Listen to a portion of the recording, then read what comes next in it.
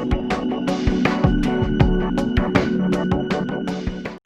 and welcome to another episode of WAI's weekly analysis of current events. Today we will be discussing the current affairs topics from 27th September to 3rd October. So I'll brief you through the subjects. The first one is Bhagat Singh's birth anniversary. Then we'll look into the centenary of the discovery of Harappan civilization.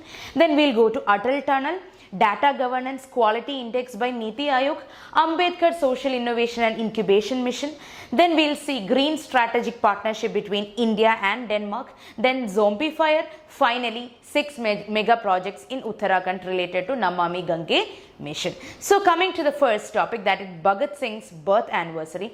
28th September is the birth anniversary of the revolutionary freedom fighter, that is Bhagat Singh. He was born in 1907 in Layalpur district in Pakistan, that is now in Pakistan. So he grew up in a Sikh family and he was also involved in the political activity.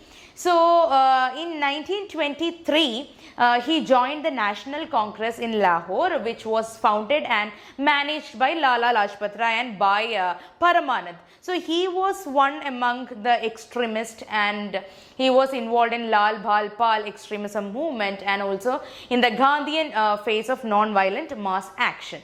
So the college, the National College, was set up as an alternative to the institutions that has been run by the government. That is where he started off his activities. And in 1924 in Kanpur, he became a member of Hindustan Republican Association, HRA. HRA was started by Sachindra Nath Sanyal a year later. So the main organizer of the association was Chandrasekhar Azad and Bhagat Singh, who became very close friends later. And it was a member of HRA that Bhagat Singh began to take seriously the philosophy of bomb. Okay, so the armed revolution was understood to be the only weapon by him in order to overthrow the British imperialism at that time. In 1928, HRA, that was renamed as HSRA, that is Hindustan Socialist Republic Association. So HSRA will be very familiar to you guys. So HRA was the predecessor of HSRA. And again in 1925 Bhagat Singh returned to Lahore, and within the next year he and his colleagues started a militant youth organization, and that organization is called as Naujawan Bharat Sabha. So he was in HRA, he was in HSRA, and he was in Naujawan Bharat Sabha, which was formed in Lahore, his birthplace. Again in 1926 Bhagat Singh established with Sohan Singh's Josh a party called as Kirti Kisan Party. So, and they also had this monthly magazine called as Kirti. It was in Punjabi language. And Bhagat Singh, he worked with Josh and he joined the editorial board of Kirti. Why I am saying this now is because UPSC have a tendency to ask about not only the writer. Last year they asked not about the writer, but they asked about the editorial board. Okay, who was the editor? Okay, that is why I am mentioning this point. And in 1927, he was arrested because of Kakwari conspiracy case, and that case is also very important. And after the death of Lala Lajpat Rai, Bhagat Singh wanted to take revenge, and he planned to assassinate the superintendent of police, and he plotted bomb, bombed in the and tried to assassinate James A. Scott, but mistakenly he killed J.P. Saunders, and this is known as Lahore conspiracy case. Okay, this is all you have to know about Bhagat Singh. If you get more points, please add to it. The next topic is centenary of discovery of Harappan civilization. So in order to mark the centenary of the discovery of Harappa and Mohenjo-daro, India Study Centers Trust, they, in collaboration with the Directorate of Archaeology Museum of Maharashtra, they conducted lectures. That is why this is in news right now. So Harappan civilization, as all of you know, it is the Indus Valley Civilization. It was on the river banks of river Indus, and it flourished around 2500 BCE in the western part of South Asia. in the contemporary Pakistan, Western India and parts of Afghanistan. This much you know, right? It was the largest, of the four civilization, or four civilization at that point of time was Mesopotamia, then Egyptian civilization, then Harappan, then there was civilization in China as well. So in 1920s, the Archaeological Survey of India, they carried out some excavation in the Indus Valley and they found the ruins of twofold cities, that is Mohenjo-daro and Harappa. Okay, that is how all it begins. So both sites are the major sites regarding to IVC, and it saw the urban civic planning at that point of time. It had roads, houses, drainage systems, planned and engineered skills.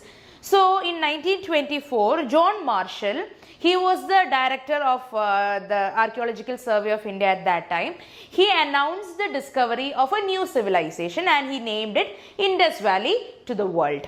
Okay, and he discovered many things out of it: sculptures, seals, pottery, jewelry. Okay, so this is very important because you will learn it in the culture part as well as in the ancient Indian history. So it was a trade based civilization. Okay, it has overseas trade linked with Mesopotamia, then Western Asian region, that's Tigris Euphrates river system, Mesopotamia. Then they have many other trade routes as well, and at that point of time. So it is very important because the discovery of Indus Valley civilization threw light on the culture we started off with, the society in the past, the type of living we had, the materials that we used. So there were many stipulations also regarding how Indus Valley civilization came to an end. Some said it is due to Aryans, some said it is due to natural causes like flooding and shifting of river courses. Okay. Now coming to the other topic, that is Atal Tunnel. Atal Tunnel is a topic from geography. Prime Minister has inaugurated the Atal Tunnel. This is in Himachal Pradesh, Rohtang area. So this will connect the Solang Valley. Solang Valley is in Manali. Okay, it is very near to Manali. So it will connect Solan Valley to Sisu. Sisu is in Lahaul and Spiti. Lahaul and Spiti is also in Himachal Pradesh. So it will be connecting Manali to Lahaul Spiti. That is the Atal Tunnel. So it is a 9-kilometer long tunnel and it is the longest highway in the world. Okay. And it is above 3000 meter height. So it cut through the mountain that is west of Rohtang Pass, and it will actually shorten the distance between these two areas. So what is the significance is that it is giving all year connectivity. Even if there is a snowfall and accumulation of snow and ice, this will be intact. So it will be giving all year connectivity, and then it is at a very strategic position. The tunnel provides a very strategic advantage to the country when it is coming to the transport of armed forces. So you can do it in the any time in the year. Okay, that is the main point. And then it can avail the basic necessities like the residents of Ladakh who have the hardship to get even the basic amenities like the health care or the food supply will be able to reach Manali very soon because they can collect food. This will be like a road which will make you reach Manali very soon. And the most important thing here is farmers. Farmers are like very benefited because of this tunnel, because the crops and other things that is to be reached to the market can be reached easily with the usage of this particular tunnel. Again, tourism is also, it will boost the entire area of Ladakh and Lahaul Spiti. Okay, that is a point. Rohtang Pass, talking about Rohtang Pass, it is at an elevation of 4000 meter in Himachal Pradesh and it is on Pir Panjal range of Himalaya. So please locate Rohtang Pass, Pir Panjal range, the Atal Tunnel on the map, or at least try to locate it in the at least. Okay. The next topic is Data Governance Quality Index. Data Governance Quality Index is by Niti Aayog. So the Department of Chemicals and Fertilizers, or the Fertilizer Department, they actually has been ranked 3rd out of 65 ministries because they have a good score. Okay, and it has also been ranked second in the range of 16 ministries and departments. So this is not important. I'll tell you what the index is. I am only saying why this is in news because this ranking happened. Okay, no need to take care of it.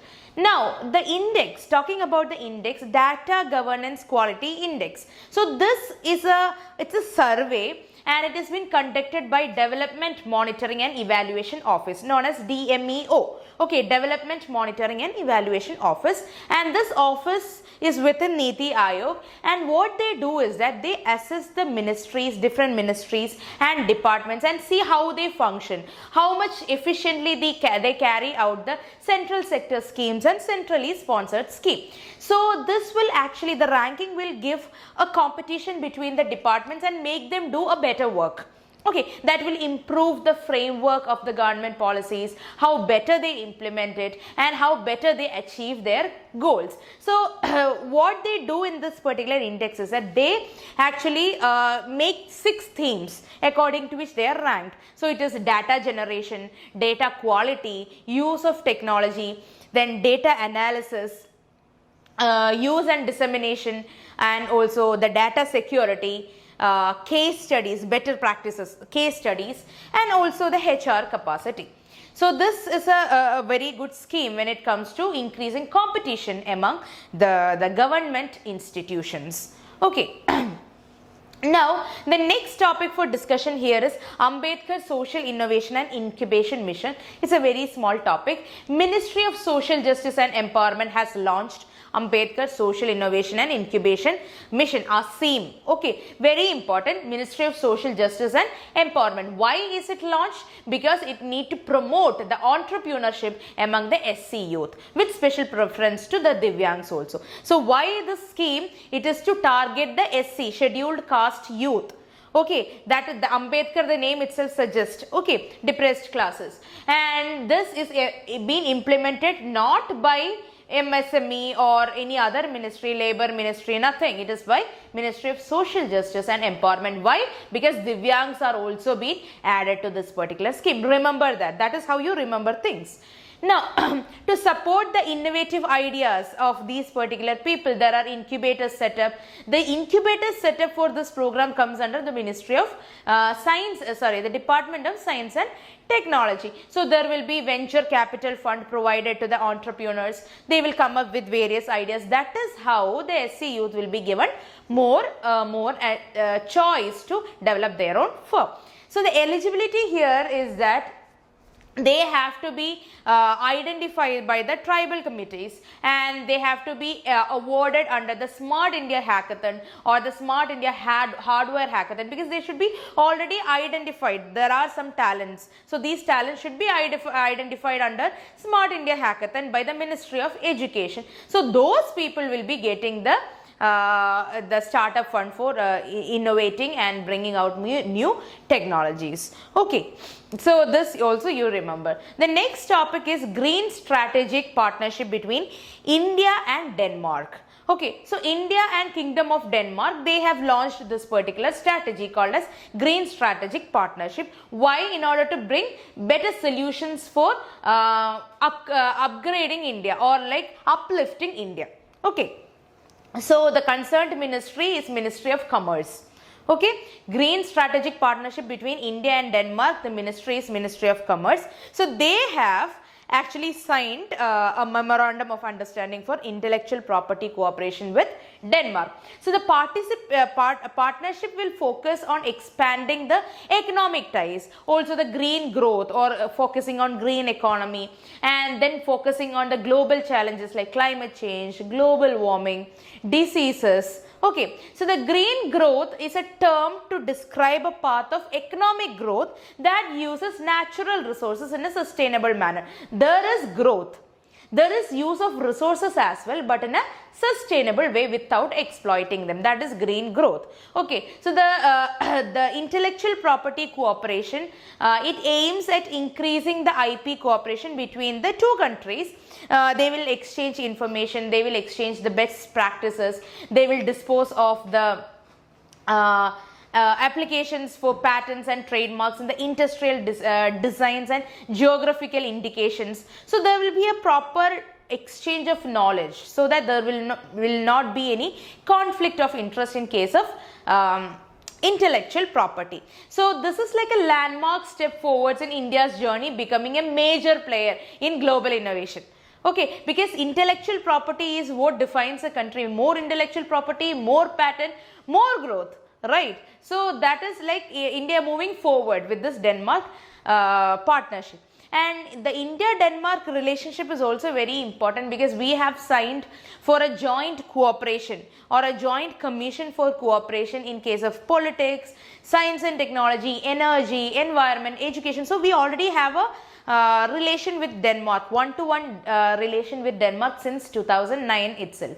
And we collaborate in shipbuilding processes, in food, in agriculture, fisheries, in renewable energy. Okay, so we maintain a good relationship. Okay, now coming to the next topic, that is zombie fire.